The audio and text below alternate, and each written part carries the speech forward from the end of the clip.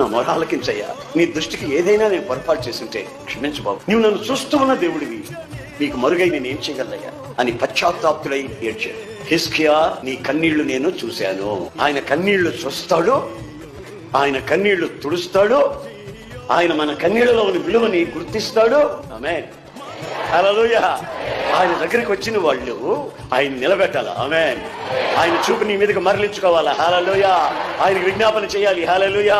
నీ విజ్ఞాపనలో కన్నీళ్లు కనబడాలి. హల్లెలూయా. ఆయన చేతితో కన్నీళ్లు తుడవాలి. హల్లెలూయా. నీ ప్రార్థన ఆలకించాను, నీ ఆయుష్కాలు పొడిగిస్తానని ఆయన దగ్గర వాగ్దానాన్ని పొందాలి.